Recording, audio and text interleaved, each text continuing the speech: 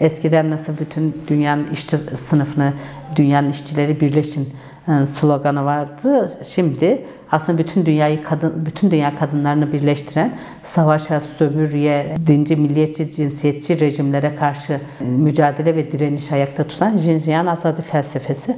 Bu çok önemli. Yani bu iki gelişme çok kıymetli ve Kürt kadınlarını bütün dünya kadınlarına tanıttı ve sadece tanıtmak değil, aslında bütün dünya kadınlarıyla birlikte ortak mücadelenin zeminini yaratması açısından kıymetli. Yani yoksa Kürt kadınlarının hani kendi mücadele deneyimlerini aktarmak değil, hani Kürt kadınları böyle bir deneyim yaşıyor değil. Burada ortak geleceği birlikte kurma iddiası, kadın özgürlük çizgisinin benimsenmesi ve ortak bir mücadeleye dönüşmesi. Her dilde Jinjiyan Azadi, kadın yaşam özgürlük yaklaşımı bir felsefeye dönüştü. Kadınların geleceğini kuracakları bu açıdan çok önemli ve kıymetli. Rojava devrimi hakeza, yani kadın özgürlük çizgisinde gelişen bir yeni yaşam iddiası.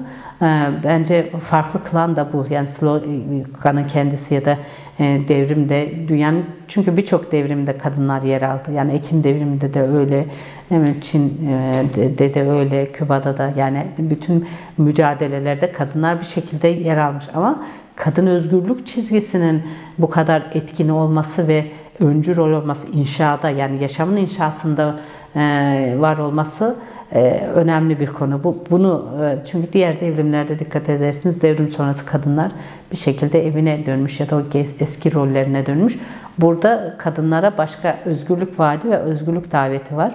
Heyecanlandıran da bu diye düşünüyorum. Belki birbiriyle bağlantılı değil gibi söyleniyor. Jinjiyan Azadi, 3 kelime: kadın, yaşam, özgürlük. Ama bunu şöyle, kadın olmadan yaşam, yaşam olmadan da özgürlük olmaz.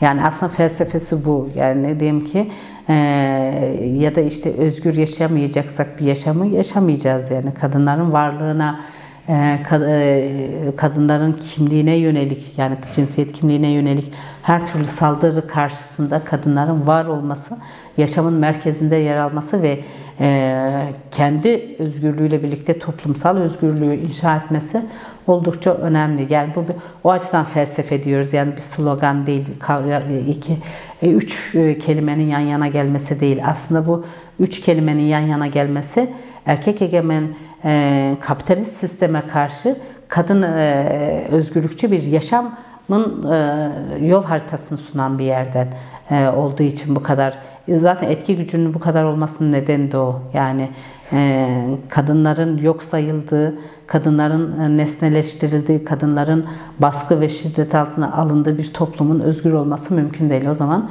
kadın, yaşam, özgürlük, yani Jinjiyan Azadi felsefesi kadınlarla birlikte, kadınların içerisinde olduğu özgür bir yaşamı birlikte inşa felsefesidir. O açıdan etki alanı da bununla alakalı, bir toplumsallığı çağrıştırıyor. Evet, hem bireysel, yani hem kadının bir özne olarak var olması, kendi yaşamını var etmesi, ama aynı zamanda da bir özgürlük ütopyası açısından toplumsallığı ifade ediyor.